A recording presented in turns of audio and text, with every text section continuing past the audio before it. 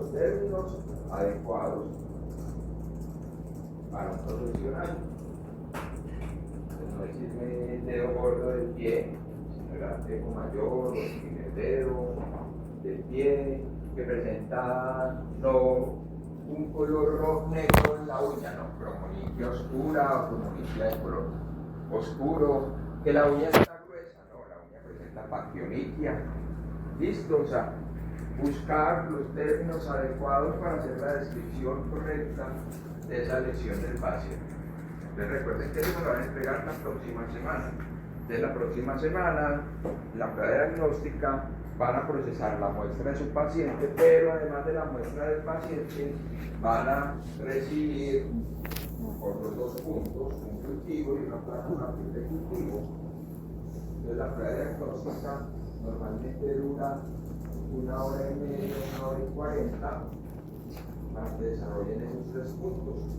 La muestra del paciente, la cual le van a hacer examen directo, la van a cultivar, ustedes me van a decir qué medios de cultivo necesitan, yo no les voy a decir, ninguno de los profesores les va a decir a ustedes necesitan este. Si ustedes van y nos piden los medios incorrectos, nosotros se los entregamos, pero ya después se les cobra en la nota por el manejo inadecuado o el procesamiento inadecuado de la muestra. ¿Listo? Bueno, entonces recuerden, de ahora en adelante, puerta siempre cerrada para que no se los dañen otra vez los aires acondicionados. Entonces hoy vamos a continuar con el diagnóstico de la dermatomicosis. Ya hemos repetido en las 2 prácticas pasadas que las muestras que nos pueden llegar al laboratorio en este tipo de infecciones son las escamas de piel, ojo. Y yo les estoy preguntando la muestra. Es correcto que ustedes digan raspado. ¿Qué es raspado? Raspado es la muestra. Esa es la técnica de obtención. Entonces, si les pido muestra, ustedes me deben decir cabellos, escamas de piel, detritos de uñas. ¿Cómo es la técnica de obtención? Cabellitos amarcados con pinza, detritus o escamas de piel obtenidos con bisturí estéril. ¿Listo? Para que después no me vengan a decir que me va a resultar el quiz, porque me parece que no tuve en cuenta eso. Si les estoy preguntando una cosa, tienen que responder lo que se estoy preguntando. Bueno, entonces, esas son las 3 muestras que nos pueden llegar al laboratorio en este caso. En algunos, inclusive hacen biopsia, pero seguramente porque el médico está pensando en otra cosa y resulta que era una dermatomicosis y con un simple raspado hubiese sido suficiente. Pero no. Entonces, esas muestras, ustedes recuerden que si más al directo cultivo, el directo va a ser normalmente en KOH, pero si no tienen KOH, ustedes pueden buscar alternativas. El GRAM pudiera funcionar. La idea sería en AOH e idealmente con contraste para así facilitar observar las estructuras que sean muy hialinas. También van a cultivar, si les solicitan cultivo, en este caso sería muy importante el cultivo. Recuerden que el cultivo puede, nos permite identificar el agente y con el agente ya el médico puede elegir el medicamento más adecuado, porque como hemos visto en clase, normalmente las infecciones por hongos, por dermatofitos antropofílicos, requieren tratamientos mucho más prolongados que si la infección fuera por uno zoofílico o neofílico, que la respuesta inmune, como es tan ruidosa en ese caso, va a ayudar a que la infección inclusive sin tratamiento se mejore.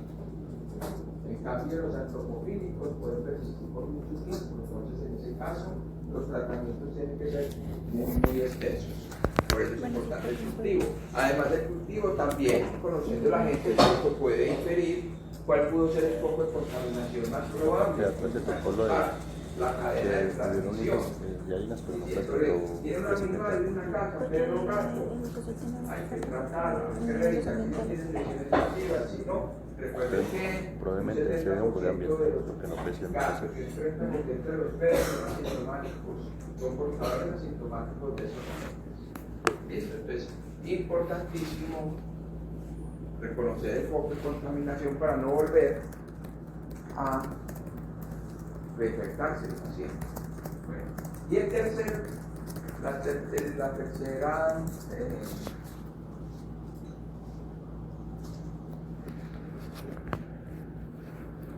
beneficio de conocer el agente sería, en caso de que el paciente no esté mejorando con los tratamientos más ideales o recomendados, tener un cultivo con que hacer pruebas de sensibilidad. Por eso el cultivo es muy importante. Y recordemos otra vez, tenemos que optimizar o no gastar los medios de cultivo que son por todos los microorganismos sin necesidad de cultivo. Entonces, por eso, muéstrate lesiones alopécicas en el cuero cabelludo o en escamas de piel de zonas que no sean intertrigos, solamente las sembramos en micocel. Pero si las muestras son de intertrigos, o sea, pliegues, palmas o plantas, o detritus de uñas, ahí sí sauromicocel, y en algunos casos podemos adicionar otros medios como el cromagar, cuando sospechamos que la infección puede ser por levaduras, o un PDA para el aislamiento y mejor despoblación de los mohos ambientales. Lo vamos a empujar a temperatura ambiente hasta por un mes, entre 20 días y un mes, pero revisándolos cada semana. Si es un dermatofito, el que me creció, recuerden que no me importa si cumple o no los criterios de Gupta, porque los dermatofitos, al no ser microbiota, cualquier aislamiento, aunque sea una sola colonia, con examen directo negativo, le vamos a dar importancia. Pero los dermatofitos siempre se van a informar sin importancia si el examen directo fue positivo o no. Y la cantidad de colonias tampoco nos va a importar, mucho menos si lo llevamos a repetición. Listo. En cambio, con un tronco ambiental, exceptuando el neocitalidio, que prácticamente lo tratamos como si fuera un dermatofito, ahí sí vamos a cumplir los criterios de Gupta. Criterios de Gupta que implican no negociable, el examen directo siempre debió haber sido positivo. Observar hifas aceptadas, hialinas o dermatiáceas.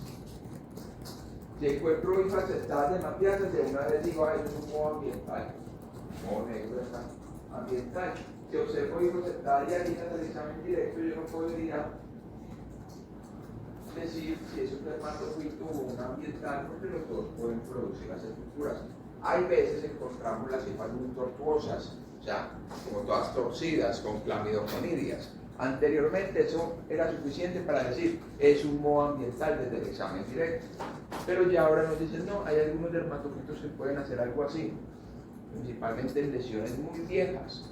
Entonces mejor no digamos, no demos tanta información, pero hay veces las condiciones de ese microambiente de la uña principalmente o espacio interdigital entre el cuarto y microdedo son tan buenas para el hongo ambiental que esporulan. Entonces, además de las cifras, yo puedo encontrar fialides de fusario, fialides y conidias de fusario, o puedo encontrar anélidos y conidias de Scopulariopsis, o hasta cabezuelas de Aspergillus. Si yo observo eso, ya puedo decir que una vez el médico se observan esas estadialinas, cabezuelas de Aspergillus, o fialides y conidias de fusario. Y ya con eso el médico sabe desde el examen directo que está frente a una dermatomicosis o una onicomicosis por un modo ambiental. Pero si solamente observo las cifras, no le puedo decir nada más. Y él va a esperar el resultado del cultivo. Ya por lo menos sabe que el paciente tiene una dermatomicosis o una onicomicosis, porque estamos evidenciando lanzamiento de las estructuras del ojo. Cuando le llega el resultado, entonces, si es un dermatofito, recuerden, cualquier aislamiento del dermatofito va a ser de importancia. Pero si es un modo ambiental, lo lógico que el médico piense es, ¿será que sí se cumplieron los criterios para darle valor a este aislamiento? ¿Será que creció en la mayoría de los sitios de siembra? Por eso hacemos un mínimo 8 para tener suficientes sitios para decir efectivamente es la mayoría o apenas aparecieron 2 o 3 colonias que pudieran corresponder a una contaminación. Y el otro criterio que es aislamiento a repetición sería ideal, pero en la mayoría de los casos no se cumple, porque como les comentaba en el laboratorio pasado, eso le toca asumirlo normalmente al laboratorio, porque la EPS no lo va a aprobar, porque el paciente se la enoja y le decimos que no se repetirlo y encima cobrarle otra vez el examen. Entonces, si el laboratorio no asume esa responsabilidad, ese costo, pues no se puede hacer. Y para los laboratorios también resulta muy costoso asumir ese tipo de examen. Pero serían los 3 criterios. Hay veces en el examen directo, pero estos modos ambientales, ustedes van a observar deberían poner arriba, donde siempre se ve.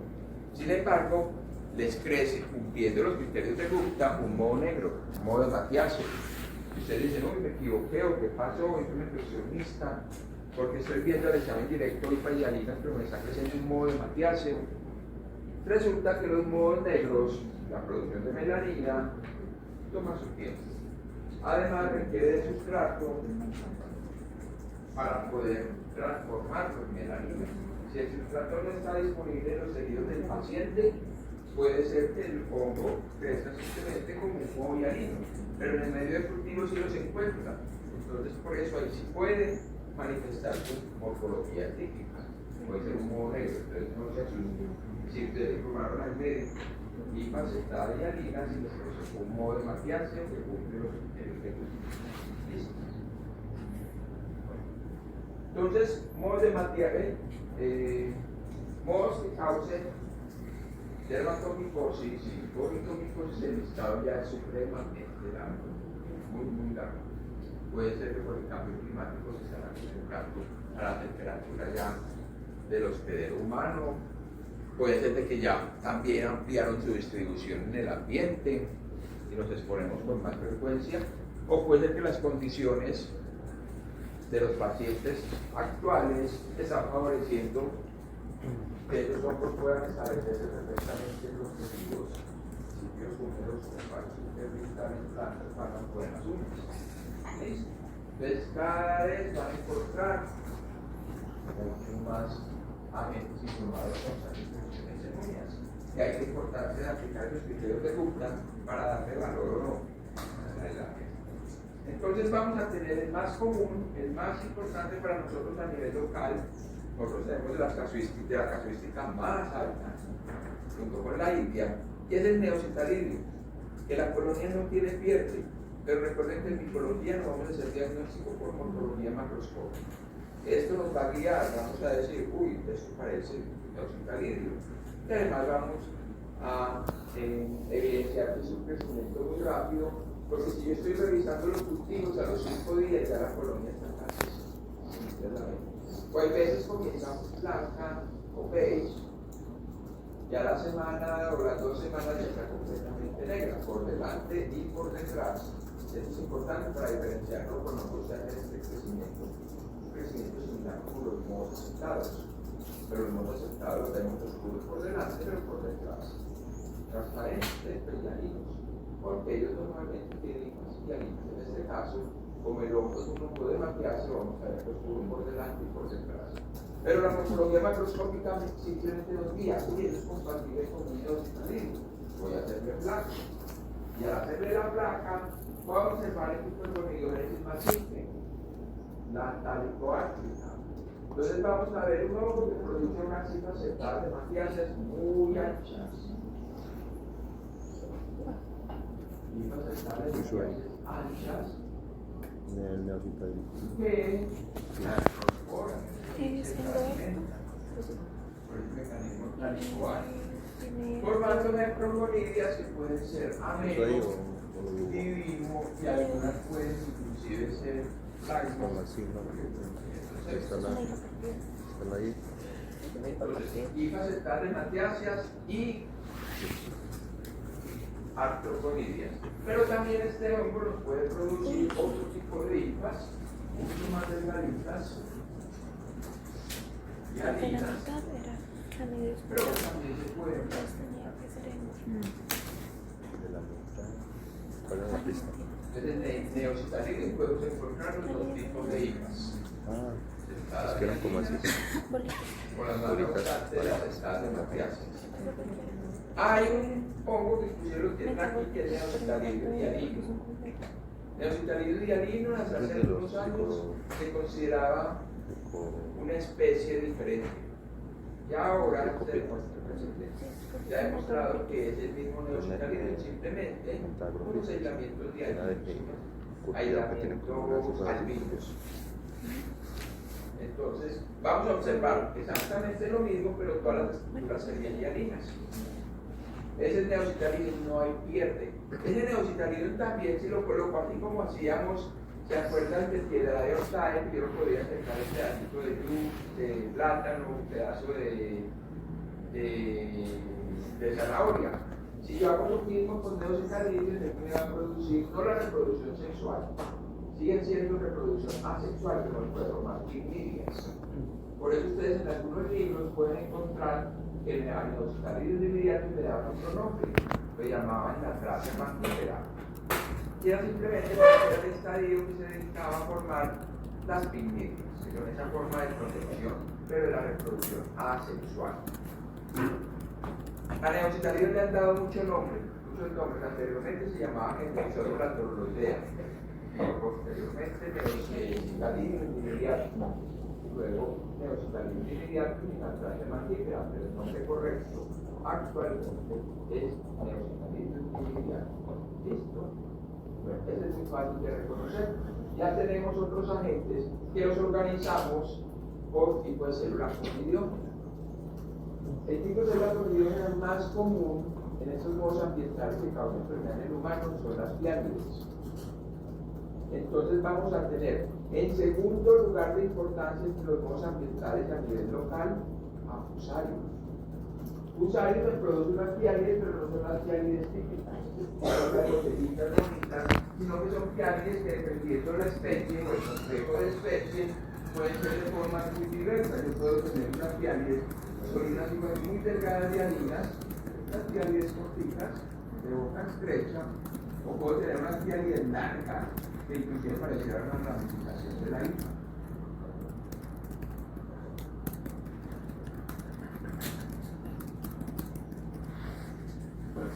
Y de esas piánides van a salir diferentes tipos de conidias. Fusarium puede producir hasta 3 tamaños diferentes: macrolas más grandes, microlas más pequeñas y mesolas intermedias. Las microconidias normalmente van a ser unicelulares o bicelulares, o sea, amero, o algunas pueden ser divimo. Tienden a ser lanceoladas también, aunque por lo pequeñas no va a ser tan fácil de diferenciar eso. Entonces, si uno más pero no, la vida no se está ligeramente. Las mesoconidias también pueden ser amero, divimo o hasta fragmo,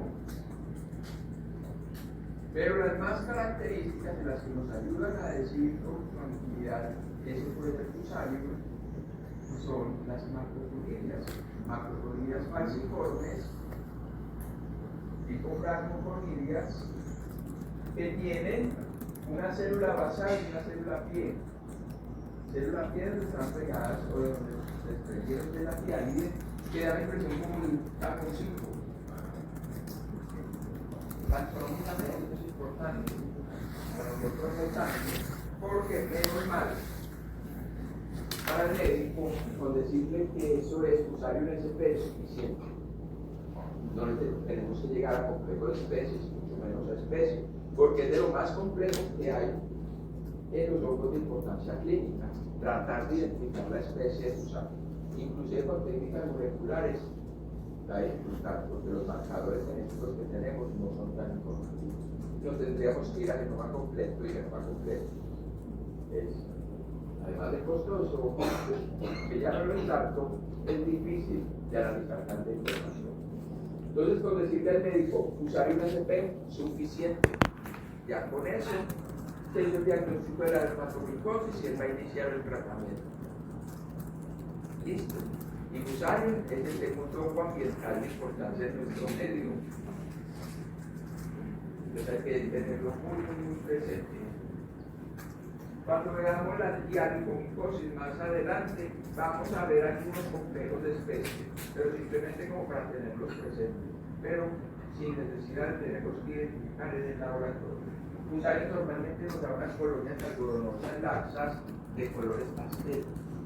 Entonces también de la macroscopía empezamos a decir, uy, eso parece un Fusarium, pero nuevamente, compatibilidad. Nunca con macroscopía vamos a asegurar cuál es el agente. Bueno, hay otro agente que se parece mucho a bueno, para yo decir que es Fusarium, tengo que encontrar macro y micro. Si ustedes me encuentran solamente macroforidias, por más que busquen, no podemos asegurar que eso es Fusarium, porque tenemos algunos hongos, por ejemplo, Coledotricum, ya se me olvida el otro, que producen unas conidias grandes parecidas a las del Fusarium. Y tenemos muchísimos hongos que producen conidias pequeñas parecidas a las del Fusarium. Entonces, para yo decir que es un Fusarium, sin la certeza, porque ya ahora con la biología molecular lo que era Fusarium quedó dividido en varios géneros, pero para no enredar la vida del médico y no complicarnos nosotros tanto, decimos Fusarium SP y por eso es suficiente. Pero si yo observo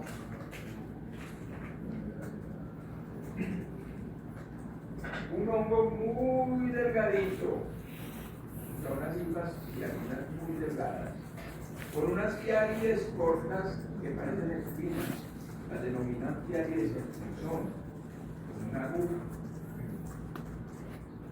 que produce acúmulos de conidias pequeñas, que pueden ser anidrimo, y que tienden a agruparse y cerca del locus conidiogénico, a las denominamos falsas cabezas. Con estas características yo digo, uy, esto es un acremonio o un sarocladio. Acremonio y sarocladio, pero va a tener que hacer todo eso en dibujo. Yo estudio eso así, me ayuda bastante. Vamos a conseguir con eso. También es un componente de nuestro medio y es complicado de tratar, por eso es importante diferenciarlo de un Fusarium, acremonio o sarocladio. El acremonio también es muy frecuente esto, y ustedes van a encontrar hifas coremiales. ¿Qué son hifas coremiales? Son hifas que se agrupan en arterias. Acremonio o sarocladio. Bueno, otra característica de algunas especies o complejos de especies de Fusarium es que hacen muy frecuentemente clamidoconidias. Clamidoconidias solitarias o clamidoconidias en parejitas de grupo.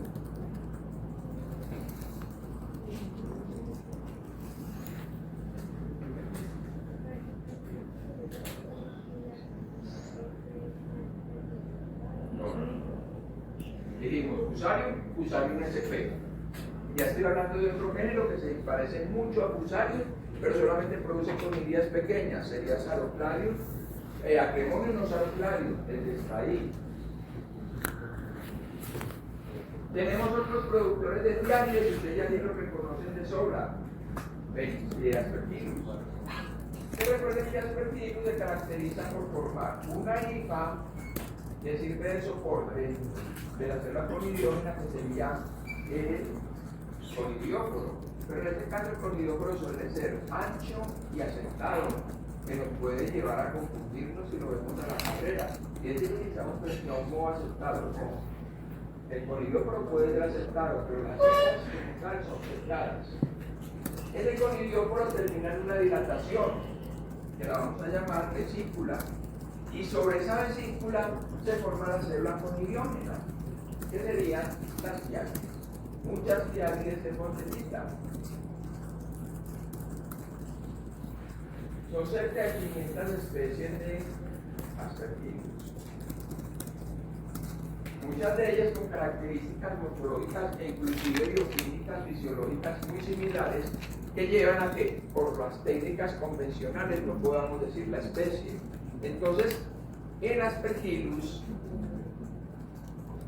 sí nos toca acercarnos acercarnos en esa identificación, no a nivel de especie, pero sí a nivel de sección. Sección es el equivalente a complejo de especie, simplemente que los que trabajan Aspergillus decidieron llamarlo sección, no complejo. Pero aquí sí vamos a ser un poquito estrictos en tratar de llegar a identificar a nivel de sección. En este momento nos vamos a dedicar a trabajar 3 secciones de Aspergillus. Ya, para el final del curso, vamos a ir a 8 o a 10. Pero por el momento tenemos 3. Tenemos sección nigri, sección flavi y sección fumigati. Y se las dije en tamaño descendente del tamaño. En orden descendente del tamaño. Entonces, nigri es grande. Es tan grande que desde 4X puedo ver muy bien las estructuras del hongo. Además, del nombre viene de que la colonia normalmente tiene unas tonalidades oscuras que son dadas por los acúmulos de conidias. Son conidias que tienen mucha melanina, entonces pueden ser casi negras o café. Entonces, con esa característica ya casi podríamos sacar que esa es la sección nigri. Pero si vamos a ver en detenimiento la estructura, vemos que la cabezuela es gigante, muy grande, la cabezuela enorme, con un conidióforo ancho de pared gruesa, muy coloreado de amarillo, puede hasta de café, que termina en una vesícula muy globosa, o sea, muy circular. Y Aspergillus sección nigri tiene una característica llamativa en su cabezuela, y es que posee una estructura adicional antes de las piálides, es decir, entre la vesícula y las piálides tiene una estructura que se llama médula. Médula es simplemente como un escaloncito, es un adorno, pero eso le va a dar la característica ¿Meco o médula? clasificar a este Aspergillus como biseriado. Biseriado. Entonces la cabezuela de Aspergillus sección nigri es biseriada. ¿Por qué? Porque tiene médula. Mécula. Médula.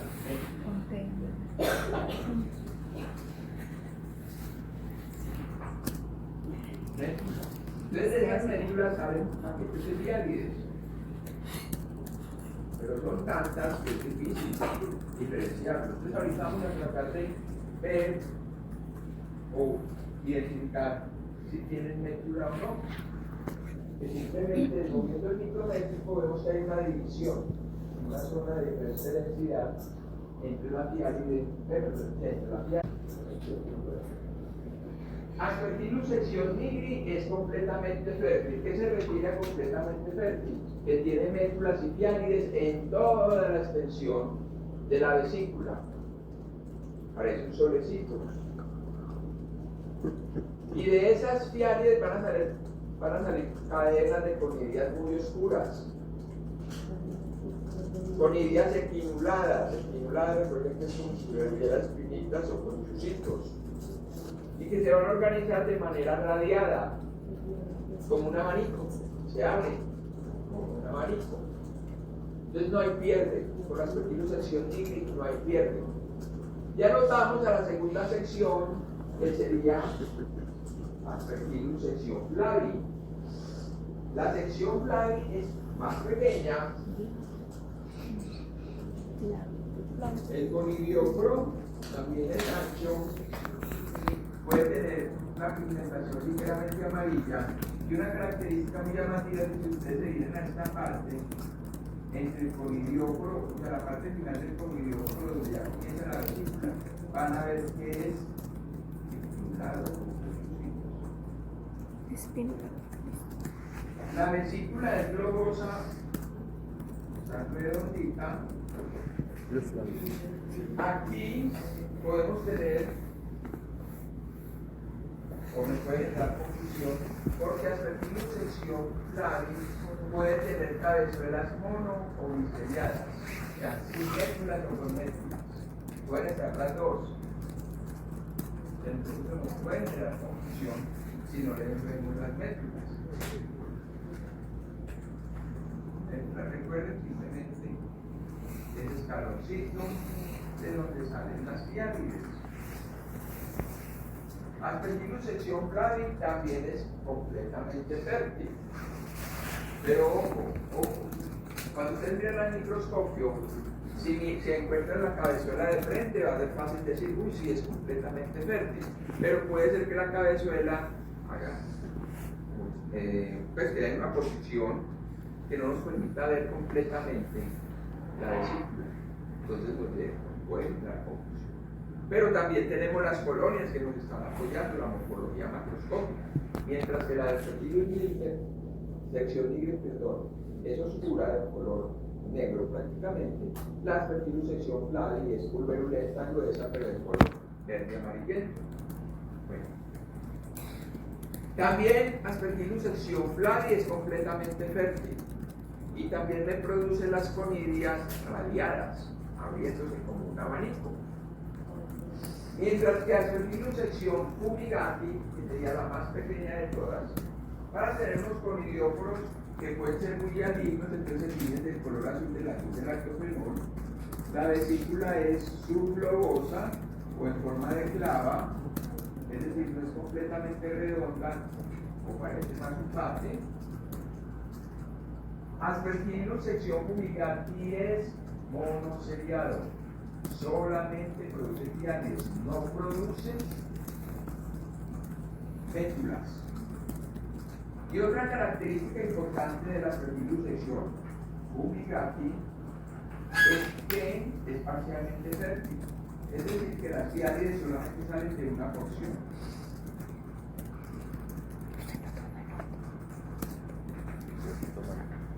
Parecía como que estuviera solamente pelos, solamente una porción. Y las conidias se forman en cadena a manera de mechones. A esto se llama una organización columnar. En estas otras decíamos que era radial o que se abría. En esta se organizan mechones, lo denominamos columnar. Entonces, estas tres secciones sí no son negociables. Inclusive la prueba diagnóstica les puede salir cualquiera de estas tres y no va a ser suficiente con que me digan aspergillus SP. Es decir, a cuál de esas tres secciones pertenece. Aspergillus sección fumigati también desde la colonia empezamos a desarrollarlo. Una colonia de un color azuloso o hasta grisáceo. Listo, muy parecidas a las de penicilio. Entonces, por eso la morfología macroscópica nos puede engañar. Bueno, otro agente que sí es menos frecuente, pero muy común como contaminante, que podemos encontrar en nuestros pacientes, es a penicilio. Entonces, recuerden que penicilio es como un aspergillus, pero sin vesícula. Las tiálides salen directamente del conidióforo. Con penicilio lo mismo que usan los más penicilio. Es algo papelito clínico. La semana que viene. A explicar disecciones, menos estrés, penicilio, son muchos más los productores de tiálides que pueden causar infecciones, en este caso en uñas y en piel en humanos, pero eso es lo más importante. Ya pasamos a los productores de anélidos. Y entre los productores de anélido, uno de los más comunes para nosotros es escopulariosis. Entonces, escopulariosis se va a caracterizar por formar anélidos, que pueden ser terminales al conidióforo, pero pueden producirse solitarios, se llaman huérfanos. Recuerden que aquí se supone que estarían las cicatrices que se forman cada vez que se una conidia. Sin embargo, esto no es tan fácil de evidenciar en microscopía de luz. Pero hay una característica que nos hace sospechar de que estamos frente a un anelio. Las conidias con base trunca. Una base plana. Entonces se forman cadenas de conidias, pero evidencio que las conidias tienen un lado plano. En el caso de el populariosis brevincaulis, que es de las más frecuentes causando infecciones en humanos, vamos a ver que las conidias parecen como con doble pared, la pared muy gruesa y titulada como muchos. Ustedes tienen aquí otras populariopsis, otro que le colocan ahí es populariopsis, que ya, pues que antes la llamábamos las populariopsis negra o de Matiacia, pero ya la sacaron, pues la sacaron a un género diferente. Las tienen por acá, el Microvascus piscis. Entonces esta es la que han denominado o denominaban las populariopsis negra. Como es mucha melanina en la pared, es mucho más difícil de tratar que esas. Por eso es importante no decirle al médico solamente, eso es populariopsis SP. Pero, o sea, no vamos a llegar a la identificación de especie, pero sí diferenciar si esa es la de Matiacia o corresponde a una hallazgo. ¿Listo? Tenemos otro agente, que no sé si nos lo mandaron, que también produce anélidos, pero son anélidos ellos sí imposibles de ver, hasta la microscopía electrónica de identificar que es un anélido. Se llama pseudosporio.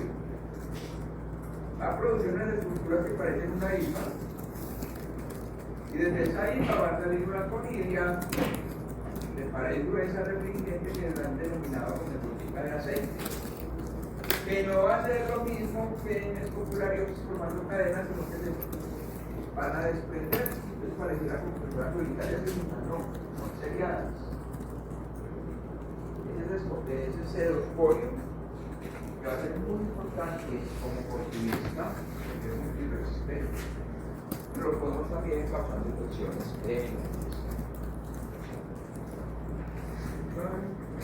creo, sí, de los que nos mandaron están eso. O sea, el listado es muy largo, pero no nos vamos a detener ahora en estos modos ambientales porque los vamos a retomar y vamos a ampliar el número cuando lleguemos a las diarrifomicoses y las pleurofomicoses. Pero acá yo puedo encontrar mohos negros que ustedes conocen desde la conidiogénesis, turbularia, terciaria, bipolaris, ellos también pueden causar onicomicosis soluciones en piel. ¿Listo? Entonces, esto es lo que vamos a trabajar hoy.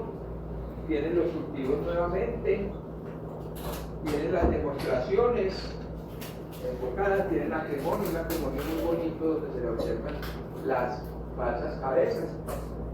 Tienen también acrimonio en la caja de colección, pero quizás no va a estar tan típico, tan bonito. Entonces, para que vean las demostraciones, y tienen las demostraciones de la semana pasada. Se les cambió la histopatología. La semana pasada habíamos visto una placa con plasmamentenamina de una dermatopitosis, es decir, donde se observaban los fragmentos de hifas a nivel del estrato córneo. En este caso se les colocó fue la coloración de paz. Entonces ya las estructuras no las vamos a ver de color gris o negro, sino que las vamos a ver de color púrpura. Pero eso es muy evidente. La coloración de paz es muy buena. Listo. Y recuerden, los que no revisaron o no haya crecimiento del mismo cultivo, hoy es la última oportunidad para hacer el desmonte. Listo. Intentarnos a la obra.